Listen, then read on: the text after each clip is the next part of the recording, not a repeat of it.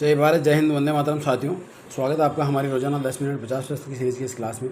चलिए साथियों, स्टार्ट करते हैं अपनी आज की क्लास। पहला प्रश्न आपकी स्क्रीन पे, निम्न को सुमेलित कीजिए। अब यहाँ दो सूचियाँ दे रखी हैं और इनको सुमेलित करना है। एक तरफ अनुच्छेद है और दूसरी तरफ जो है उनसे संबंधित बातें हैं। तो देखिए, अनुच्छेद 70, इसमें प्रावधान है कि अन्य आकस्मिकताओं में राष्ट्रपति के कर्तव्यों का निर्वहन कौन करेगा? उपराष्ट्रपति। फिर दूसरा है अनुच्छेद 71 के अंदर आता है कि भाई राष्ट्रपति या उपराष्ट्रपति के निर्वाचन से संबंधित या संयुक्त विषय। अनुच्छेद 72 के अंदर क्षमा आदि की ओर कुछ मामलों में दंडादेश के निलंबन, परिहार या लघुकरण की राष्ट्रपति की शक्ति। और फिर आ जाता है लास्ट आपके अनुच्छेद 73, इसके अंदर जो है संघ की कार्यपालिका शक्ति का विस्तार दिया गया है। फिर नेक्स्ट क्वेश्चन, भारत के प्रथम दलित राष्ट्रपति थे। तो भारत के प्रथम दलित राष्ट्रपति थे दोस्तों KR नारायणन। फिर नेक्स्ट क्वेश्चन, निम्न में से कौन सा राष्ट्रपति भारत रत्न से सम्मानित हैं? तो देखिए, राधाकृष्णन, जाकिर हुसैन और वीवी गिरी, ये तीनों ही जो है भारत रत्न से सम्मानित हैं। फिर नेक्स्ट क्वेश्चन, वर्तमान समय तक भारत में कितनी बार राष्ट्रीय आपातकाल लगाया जा चुका है? तो दोस्तों, जैसा कि आप जानते हो, अभी तक 3 बार जो है राष्ट्रीय आपातकाल लगाया जा चुका है। फिर नेक्स्ट क्वेश्चन, निम्न में से कौन सा विकल्प गलत है? अब जो गलत है वो अपने को बताना है। तो देखिए, अनुच्छेद 352 राष्ट्रीय आपातकाल का कारण युद्ध, बाह्य आक्रमण एवं आंतरिक अशांति के कारण भारत या उसके राज्य क्षेत्र के किसी भाग की सुरक्षा खतरे में हो तो राष्ट्रीय आपातकाल की घोषणा कर सकता है, सही है। 44वें संविधान संशोधन 1978 द्वारा उक्त विकल्प में वर्णित आंतरिक अशांति के स्थान पर सशस्त्र विद्रोह शब्द जोड़ा गया, ये भी सही है। राष्ट्रीय आपातकाल के समय अनुच्छेद 19 निलंबित नहीं होता, ये गलत हो जाएगा क्योंकि अनुच्छेद 19 जो है निलंबित होता है। तो ऑप्शन नंबर सी जो है अपना सही हो जाएगा। फिर नेक्स्ट क्वेश्चन, यहाँ भी वापस 2 सूचियाँ दे रखी है और इनको मिलाना है। तो देखिए, अनुच्छेद 79 इसके अंदर जो है संसद के गठन से संबंधित है। अनुच्छेद 80 ये राज्यसभा की संरचना से संबंधित है। अनुच्छेद 81 जो है लोकसभा की संरचना और अनुच्छेद 82 प्रत्येक जनगणना के पश्चात पुनः समायोजन से संबंधित हैं। फिर नेक्स्ट क्वेश्चन, वापस यहाँ भी वही दो सूचियाँ हैं। तो देखिए, अनुच्छेद 83 जो है संसद के सदनों की अवधि से संबंधित है। अनुच्छेद 84 संसद के सदस्यों के लिए अर्हता। अनुच्छेद 85 संसद के सत्र, सत्रावसान और विघटन से संबंधित है। और अनुच्छेद 86 सदनों में अभिभाषण का और उनका संदेश भेजने का राष्ट्रपति का अधिकार आ जाएगा। फिर नेक्स्ट क्वेश्चन, अनुच्छेद 356 का प्रयोग प्रधानमंत्री इंदिरा गांधी के समय कितनी बार किया गया? कई बार पूछा गया प्रश्न है दोस्तों, 50 बार जो है उन्होंने इसका प्रयोग किया था। फिर वापस 2 सूचियाँ दे रखी हैं और इनको जो है सुमेलित करना है। अनुच्छेद 89 इसके अंदर राज्यसभा का सभापतित्व और सभापतित्व है। अनुच्छेद 90 उपसभापति का पद रिक्त होना, त्यागपत्र और पद से हटाए जाना।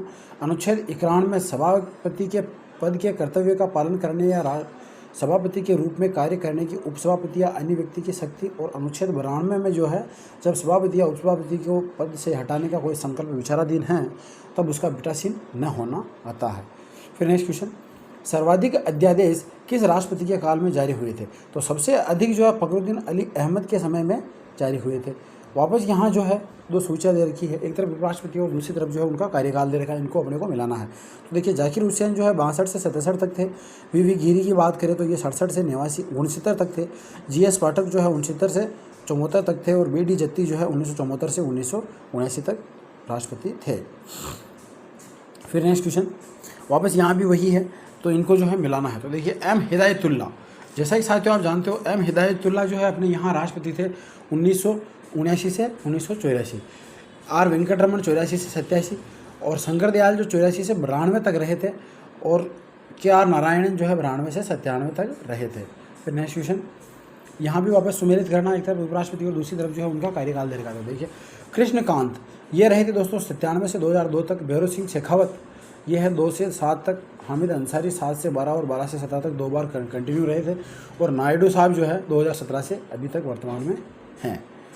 सॉरी, ये 22 तक थे और 22 के बाद में जो है अपने जगदीप धनखड़ आ गए हैं। फिर नेक्स्ट क्वेश्चन, ऐसे राष्ट्रपति जिनका चुनाव विवाद सर्वोच्च न्यायालय में गया, तो वो राष्ट्रपति थे दोस्तों वीवी गिरी और जाकिर हुसैन दोनों। तो ऑप्शन नंबर सी जो है अपना सही हो जाएगा।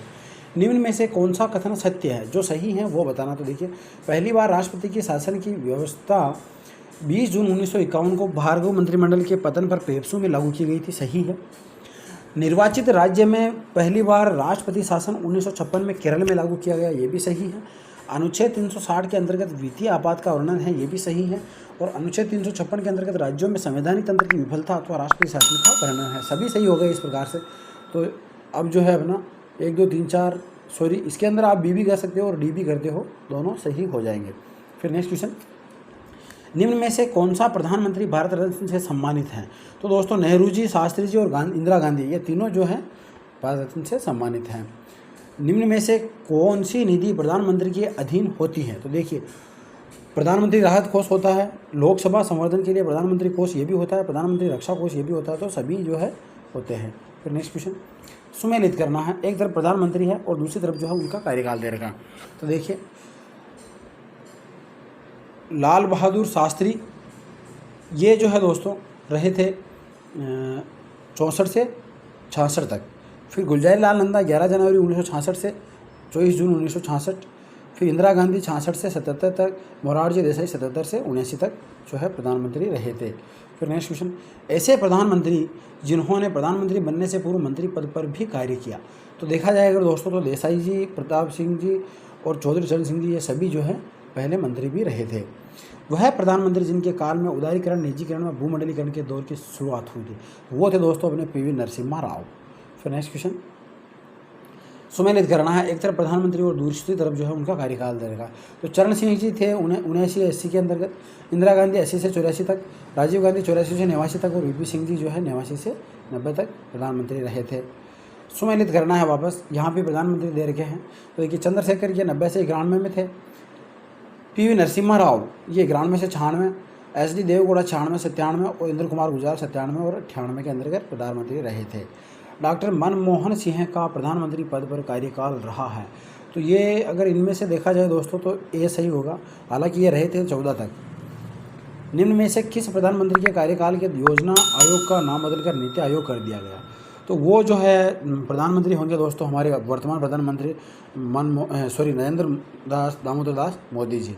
फिर नेक्स्ट क्वेश्चन, निम्न में से कौन से प्रधानमंत्री की पद पर रहते हुए मृत्यु हुई? तो देखा जाए अगर दोस्तों तो नेहरू जी, शास्त्री जी और इंदिरा गांधी, इन तीनों की जो है पद पर रहते हुए मृत्यु हुई थी। वापस सुमेलित करना, अब जो है यहाँ उप प्रधानमंत्री दे रखे हैं। तो देखिए, सरदार वल्लभ भाई पटेल 47 से 50 तक रहे थे, कोई दोहराई वाली बात ही नहीं है। देसाई जी 67 से 69 तक, चौधरी देवीलाल 90 से 91 तक और लाल कृष्ण आडवाणी जो है 2002 से 2004 तक अटल बिहारी के समय उप प्रधानमंत्री रहे थे। फिर नेक्स्ट क्वेश्चन, नियंत्रक एवं महालेखा परीक्षक की शक्तियों का व अधिकारों का वर्णन किया गया है। ये जो है दोस्तों अनुच्छेद 148 से 151 के अंतर्गत किया गया है। भारत के प्रथम नियंत्रक एवं महालेखा परीक्षक थे, तो भारत के ये थे दोस्तों नरहरि राव। फिर नेक्स्ट, अब सर्वोच्च न्यायालय या उच्चतम न्यायालय से संबंधित प्रश्न आएंगे। जब राष्ट्रपति और उपराष्ट्रपति दोनों के पद खाली हो तब उनके स्थान पर काम कौन करेगा? तो उनके स्थान पर जो है भारत का मुख्य न्यायाधीश काम करता है। निम्नलिखित में से भारत के किस मुख्य न्यायाधीश ने राष्ट्रपति के रूप में कार्य किया?